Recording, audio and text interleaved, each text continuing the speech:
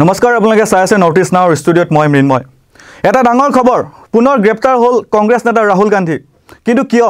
এনে কি কাম কৰিলে বা এনে কি মন্তব্য কৰিলে ৰাহুল গান্ধীয়ে যে তেখেতক গ্ৰেপ্তাৰ কৰিব লগা হ'ল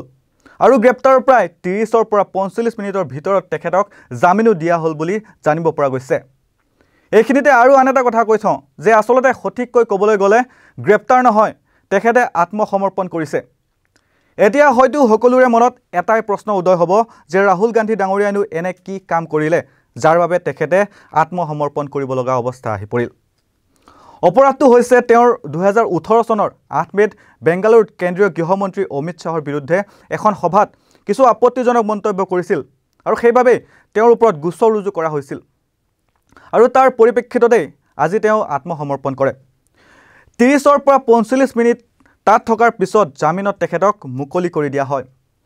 তেওঁৰ অধিবক্তাই জানিব দিয়া মতে যেহেতু তেখেতে কোনো ধৰণৰ অপৰাধ কৰা নাছিল বা কোনো ধৰণৰ আপত্তিজনক মন্তব্য কৰা নাছিল তথাপিও তাৰ যদি সঠিক প্ৰমাণ আছে বা কিবা তথ্যপাতি আছে তেতিয়াহলে 2 বছৰ পৰ্যন্ত জেল হ'ব ৰাহুল গান্ধীৰ 2018 চনৰ 8 মেৰ ঘটনা আছিল যদিও আজি মঙ্গলবাৰে সুলতানপুৰৰ এখন আদালতত ৰাহুল গান্ধীয়ে আত্মসমৰ্পণ কৰে যেহেতু বৰ্তমানলৈকে কোনো ধৰণৰ তথ্য পোৱা নাই সেইবাবে আধা ঘণ্টা 45 মিনিট থকাৰ পিছতে তেখেতক জামিনত মুকলি কৰি দিয়ে বুলি জানিবলৈ দিয়ে তেখেতৰ অধিবক্তাই পৰৱৰ্তী কোনো ধৰণৰ তাৰিখ তেওঁক বৰ্তমানলৈকে দিয়া হোৱা নাই বুলি জানিবলৈ দিয়ে তেখেতৰ অধিবক্তা এছ পাণ্ডে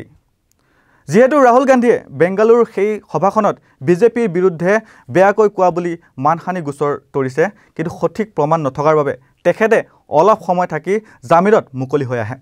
এতিয়া যদি আমি অসমৰ প্ৰসংগলৈ আহো বা অসমৰ কথা কওঁ তেতিয়াহলে ইয়াতো তেওঁৰ বিৰুদ্ধে কেইবাটাও গোচৰ ৰুজু হৈ আছে বিভিন্ন সময়ত বিভিন্ন থানালৈ তেখেতৰ যাব লগা হৈছে বিভিন্ন গোচৰৰ ভিত্তিত অহা 23 ফেব্ৰুৱাৰীত তেখেতে CID কাৰ্যালয়ত হাজিৰ হ'ব লাগিব ৰাহুল গান্ধীৰ লগতে CIDয়ে সমন জাৰি কৰিলে জয়ৰাম ৰমেশ চি বেনুগোপাল জিতেন্দ্ৰ সিং শ্ৰীনিবাস কানহায়া কুমাৰক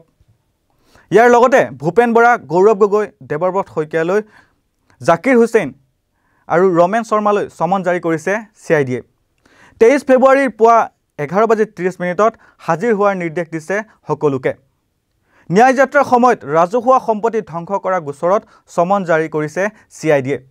উল্লেখ্য যে ৰাহুল গান্ধীৰ ভাৰত জোড়ো ন্যায় যাত্ৰাৰ সময়ত অসমত উত্তপ্ত পৰিস্থিতিৰ সৃষ্টি হৈছিল প্ৰতিবাদকাৰীয়ে খানাপাৰাত বেৰিকেড ভাঙি পেলাইছিল আহত হৈছিল প্ৰতিবাদকাৰীৰ লগতে আৰক্ষীও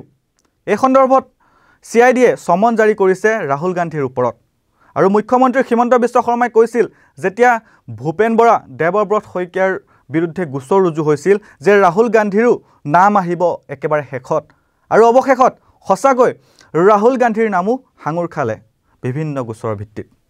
যাৰ পৰিপ্ৰেক্ষিতত 23 ফেব্ৰুৱাৰীত CID কাৰ্যালয়ত ৰাহুল গান্ধী হাজিৰ হ'ব লাগিব এতিয়া দিনক দিনে কংগ্ৰেছত ব্যাপক খহনীয়া দেখিবলৈ পোৱা গৈছে পৰৱৰ্তী সময়ত কি হ'ব কংগ্ৰেছৰ অৱস্থা এইদৰে নতুন নতুন ৰাজনৈতিক বহুতো খবৰ আমি আপোনালোকক দি যাম চাই থাকিব নৰ্থ ইষ্ট নাও আৰু ইয়াৰ লগে লগে মই বাতৰিৰ পৰা বিদায় লৈছোঁ চাই থাকিব নৰ্থ ইষ্ট নাও ধন্যবাদ